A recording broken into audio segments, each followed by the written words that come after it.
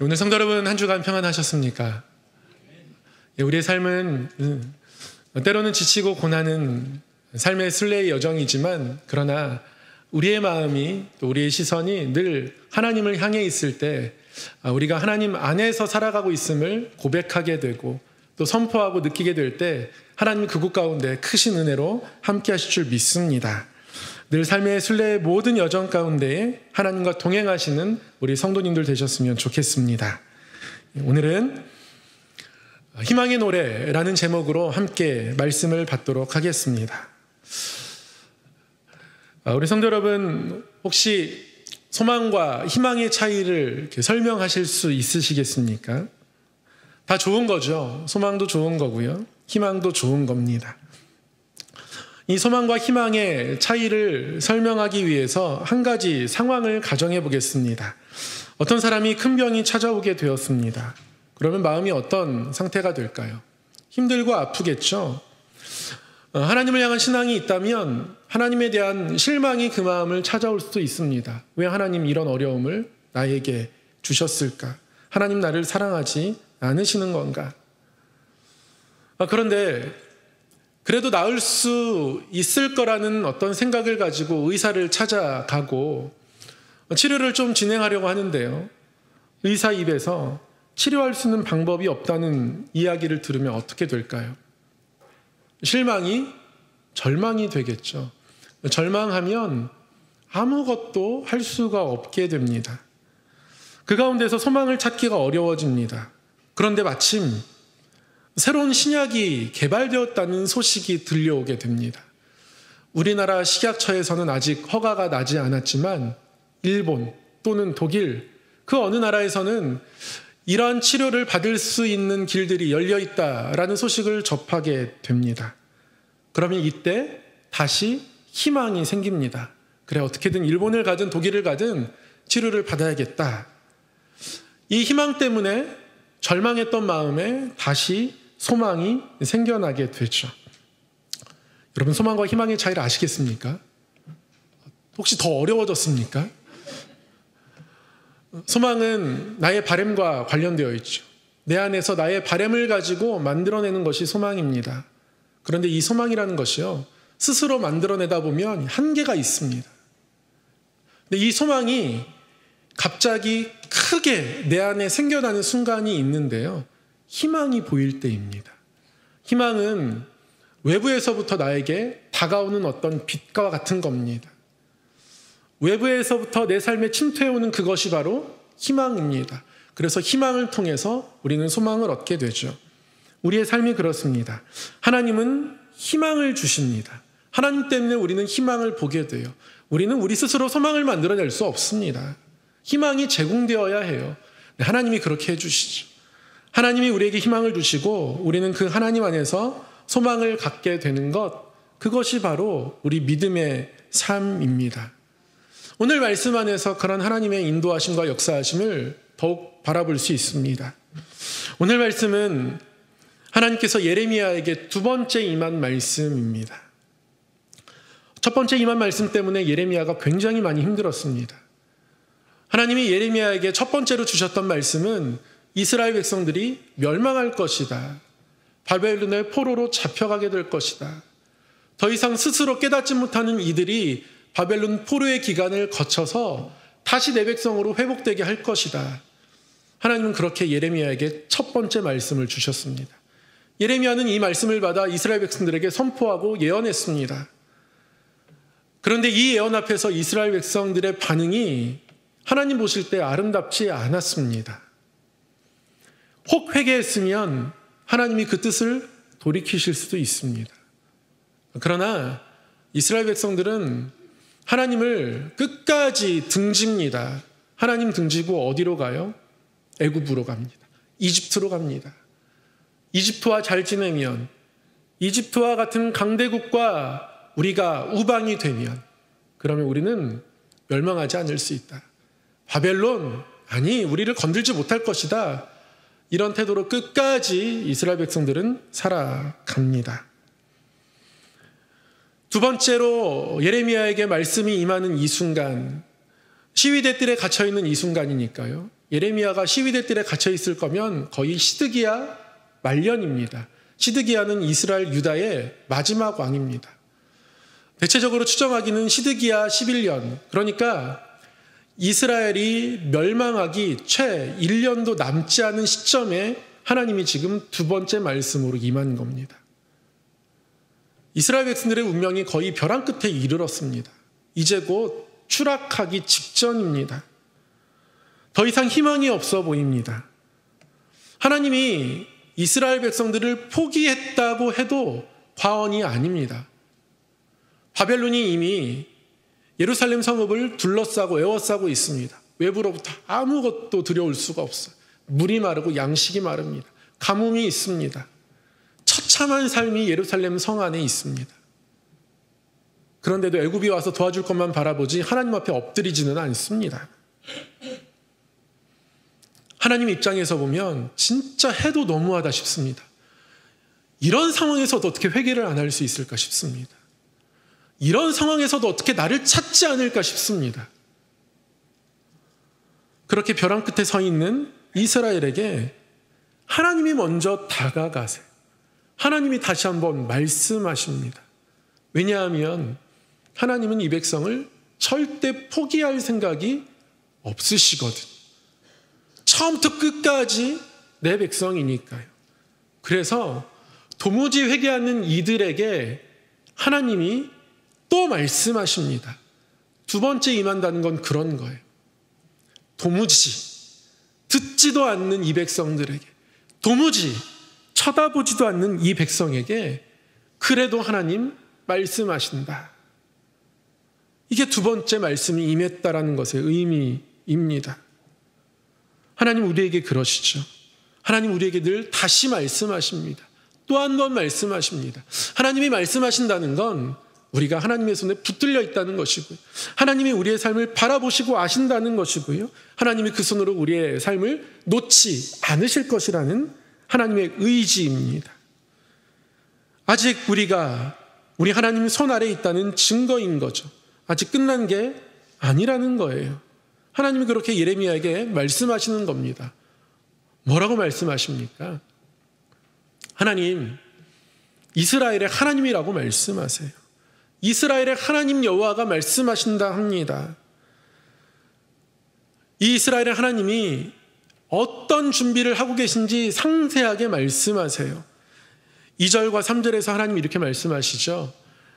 이를 행하시는 여호와, 그것을 만들며 성취하시는 여호와, 그의 이름을 여호와라 하는 이가 이와 같이 이르시도다. 너는 내게 부르짖으라. 내가 내게 응답하겠고 내가 알지 못하는 크고 은밀한 일을 내게 보이리라.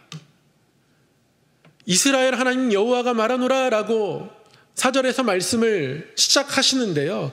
그 이전에 하나님이 어떤 하나님이신지, 이스라엘의 하나님으로서 너에게 어떤 하나님인지 말씀하고 계십니다. 하나님은요, 이를 행하시는 여호와입니다. 그것을 만들기도 하시고 성취하시는 하나님 여호와라고 말씀하고 계십니다. 그 하나님께서 너희들에게 이스라엘 하나님으로서 말씀하고 있다고 오늘 말씀이 저와 여러분에게 들려주고 있습니다. 이스라엘의 하나님이라는 건요, 야곱의 이름을 이스라엘로 바꿔주시고 그 약속을 지키신 하나님이라는 뜻이에요. 야곱이 형 에서의 축복을 취했습니다. 거짓말로 속여서 자기의 축복 삼았습니다. 그러나 이 때문에 쫓기게 되었죠. 형 에서는 야곱을 죽이려고 합니다. 야곱은 도망쳐야 했어요. 급하게 도망쳤습니다. 먼 길, 외삼촌 라반의 집으로 가지만 그 길이 너무 외롭고 슬픕니다. 돌베개를 베고 잠을 청합니다. 비참하죠. 아니, 머리에 받칠 게 없어가지고 돌을 받쳤겠습니까? 근데 하나님 그곳에 찾아가시죠. 하나님 그곳에서 도망치는 야곱에게, 다 잃어버린 야곱에게 이렇게 말씀하세요. 네가 어디로 가든지 내가 너와 함께 하겠다. 야곱이 잠에서 깨어서 베었던 돌베개를 가지고 기둥으로 삼습니다. 그리고 그곳을 베델이라고 부릅니다. 어디를 가든 하나님의 집이니까요. 그런 마음으로 나그네 세월을 야곱이 살아내고 견뎌내죠. 그리고 나중에 다시 약속의 땅으로 돌아올 때에 그때 하나님이 야곱에게 야복강에서 이스라엘이라는 이름을 주시죠. 그때 야곱이 하나님의 약속 기억합니다. 하나님이 돌아오게 하겠다고 하셨고, 형 에서의 마음을 자기가 가지고 있는 물질로 풀어내려고 하지 않아요. 그냥 완충작용으로 물질을 먼저 보내긴 하지만 하나님은 이 야곱의 삶을 온전히 책임지시고 있는 하나님이시고, 야곱은 하나님께 온전히 붙들려 있을 때 안전하다고 믿기 때문에 야복강에서 하나님의 사자와 끝까지 씨름합니다. 당신이 내게 축복하지 않으면 나는 당신을 절대 놓아주지 않겠습니다. 뼈가 탈골이 되기까지 그 손을 놓지 않습니다. 이게 야곱의 마음이었어요. 어디에 있든지 하나님 함께 하시기 때문에, 또 그러셔야 하기 때문에, 그래서 하나님 끝까지 붙잡는 것이 야곱의 마음이었습니다. 그리고 그 야곱에게 이스라엘이라는 이름을 새롭게 주셨어요. 이스라엘의 하나님이라고 고백하는 건 그런 겁니다. 약속을 주시고 이루시기에 그 하나님을 끝까지 놓지 않는 것, 그것이 하나님 편에서는 너희에게 이스라엘의 하나님이고, 우리 편에서는 우리의 하나님 이스라엘의 하나님인 겁니다. 하나님이 그 하나님 붙잡으라고 말씀하시는 거예요. 내가 일을 이루는 하나님이다. 만들고 성취하는 하나님이다. 그러니 너희는 나에게 다시 한번 부르짖어라. 부르짖어라. 하나님 일할 준비를 하고 계십니다. 그리고 하나님 기도를 통해서 일하고 싶어 하시는 거예요. 왜 기도를 통해서 일하고 싶어 하십니까? 그들에게 삶이 어떻게 바뀌는가가 중요한 게 아닌 거죠.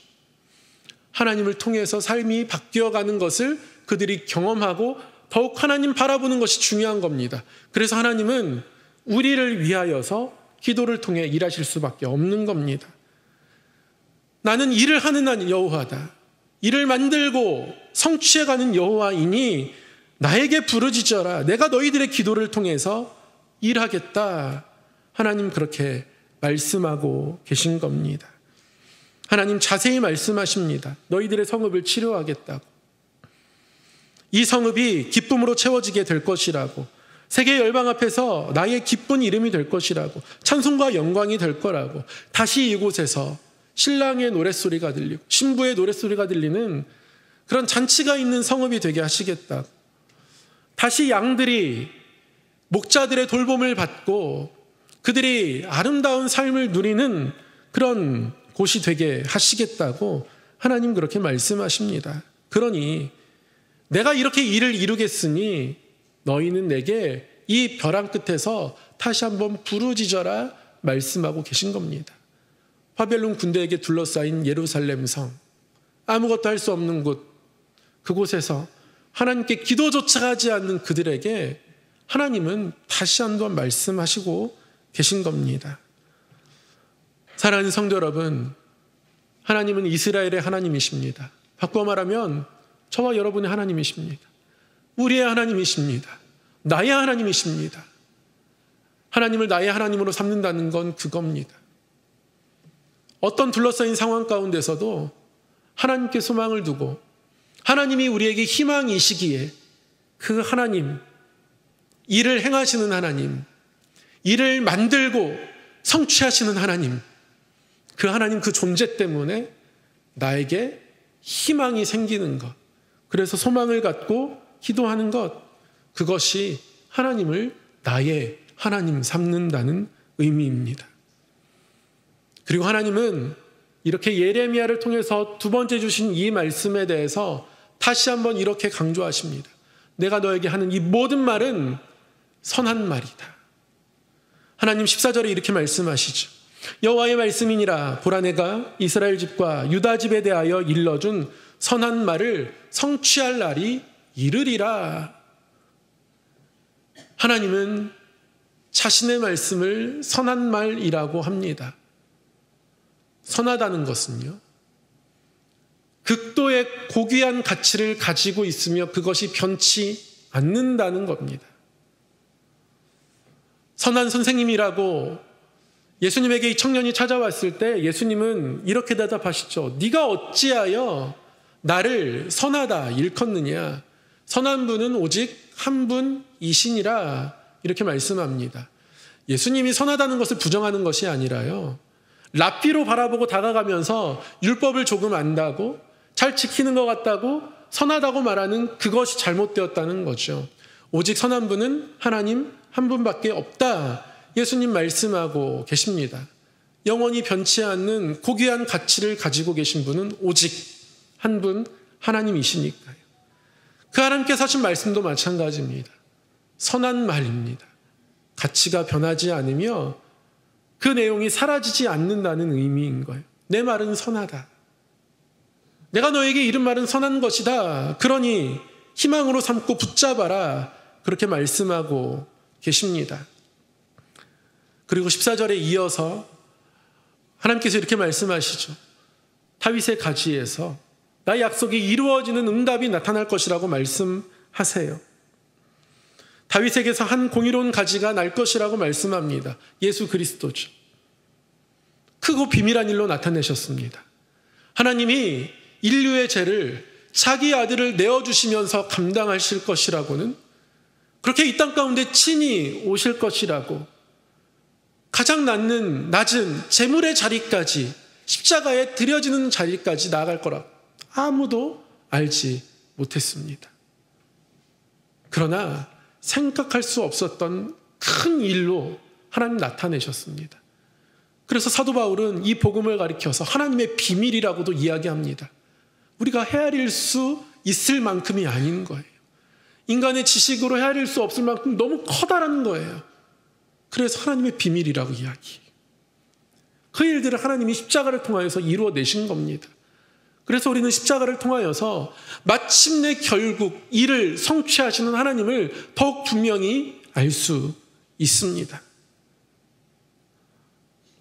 그래서 성도는요, 이 다윗의 가지를 바라보면서, 십자가 예수 그리스도를 바라보면서 다시 일하시는 하나님, 일을 이루시는 하나님, 만들고 성취하시는 하나님, 그 하나님의 일하시는 날들이 우리 가운데 있을 것임을 확신할 수 있게 되는 겁니다.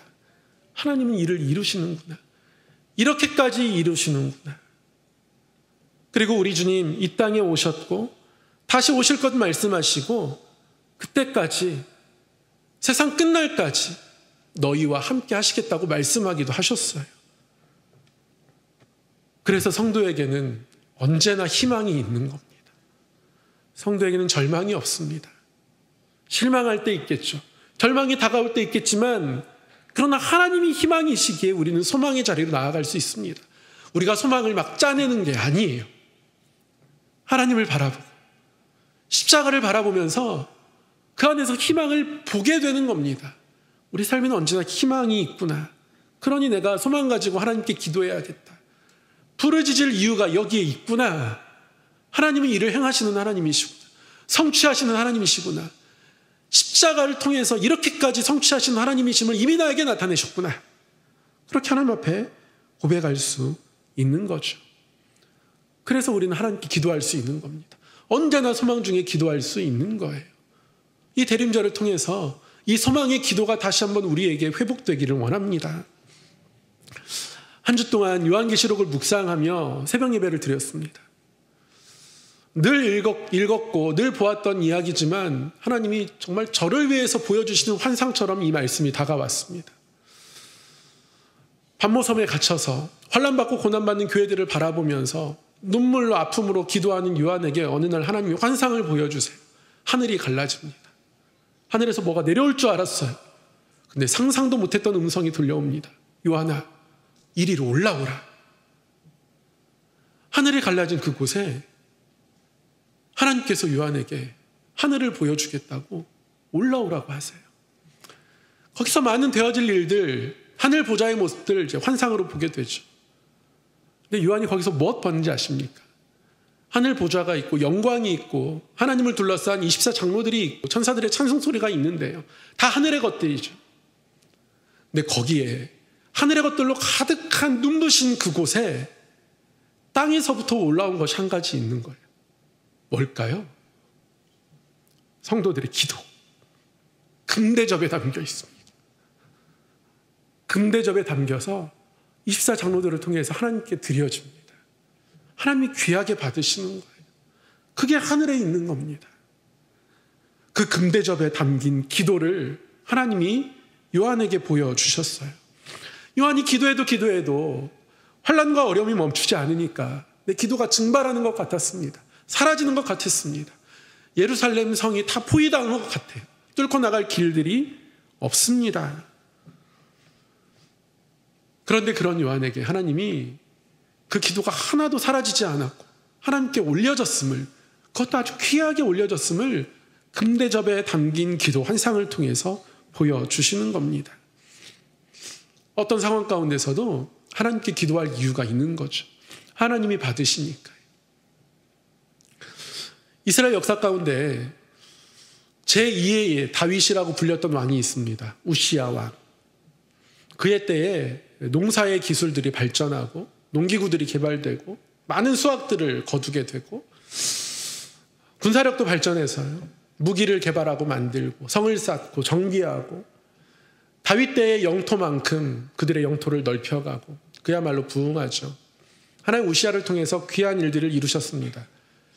그런데 그가 그 인생 말년에서는 갑자기 병들어 죽게 됩니다. 우시야가 하나님의 형통함을 경험하기도 했지만 그의 인생의 끝자락에서는 또한 어려운 병으로 생을 마감하게 됩니다. 이런 우시야에 대해서 역대하 26장 5절이 이렇게 기록하고 있어요. 하나님의 묵시를 밝히 하는 스가랴가 사는 날에 하나님을 찾았고 그가 여호와를 찾을 동안에는 하나님이 형통하게 하셨더라. 우시야가 많은 형통함을 누렸습니다. 그런데 언제 형통함을 누린 거예요? 하나님을 찾을 날 동안에. 그의 삶 전부가 아니라요. 하나님을 찾는 날 동안에. 그가 어떻게 하나님을 찾을 수 있었습니까? 하나님의 묵시를 밝히 하는 스가랴가 그의 옆에 있었습니다. 그 스가랴가 사는 날 동안에 그는 하나님을 찾을 수 있었습니다. 말씀 때문에. 말씀을 들으며 하나님에게서 희망을 발견하고 다윗과 같은 나라를 이룰 수 있음을 그의 소망으로 삼고 그것들을 이루어갔고 하나님이 함께 하시는 응답을 누렸던 왕이었던 거예요. 언제요? 하나님을 찾을 동안에. 사랑하는 성도 여러분, 우리의 성도로 살아가는 날들이 하나님을 찾는 날들 동안 되기를 소망합니다. 우리는 우리 스스로 우리의 소망을 만들어낼 수 없습니다. 우리의 소망은 우리의 희망이 되시는 하나님을 바라볼 때에 생겨나는 겁니다. 그렇게 하나님을 찾을 날 동안이 될 때 형통할 수 있는 겁니다. 그 하나님이 우리에게 희망 되시는 하나님이시라는 것을 분명하게 나타나기 위해서 십자가를 보여주신 겁니다. 사랑하는 성도 여러분, 어떤 둘러싸임이 있다 할지라도 또 어떤 삶의 자리를 걷는다 할지라도 어떤 순례길을 살아간다 할지라도 그 모든 날들이 하나님을 찾는 날 되어서 내 안에서 억지로 소망을 짜내는 삶이 아니라 선한 말씀으로 말씀을 통해 하나님을 나타내 주셔서 그 하나님께 기도하며 일을 행하시는 만들고 성취하시는 하나님, 그 하나님께 기도하며 금대접에 담길 기도를 올려드리며 하나님께로부터 오는 희망을 가지고 그래서 소망이 겨울을 뚫고 싹 틔우듯 우리 안에 싹이 나서 그 소망으로 말미암아 모든 것을 이기고 나아가는 성도 되기를 주님의 이름으로 간절히 소망하고 축복합니다. 기도하겠습니다. 사랑의 하나님 아버지, 십자가를 밝히 바라보며 하나님이 우리 삶의 희망이 되시고 우리는 그 하나님 안에서 소망을 품고 살아가는 존재임을 깨닫습니다. 하나님, 우리가 삶을 살아가며 고백하는 모든 것들이 나의 바람을 하나님께 읊는 것이 아니라 우리 희망이 되시는 하나님 안에서 소망을 품고 살아가며 하나님 앞에 하나님을 고백하고 하나님을 의지하는 믿음의 고백, 노래, 기도 되게 하여 주시옵소서. 우리 삶의 선한 일을 이루시는 하나님을 기대하옵고 우리 주 예수님 이름으로 기도드리옵나이다. 아멘.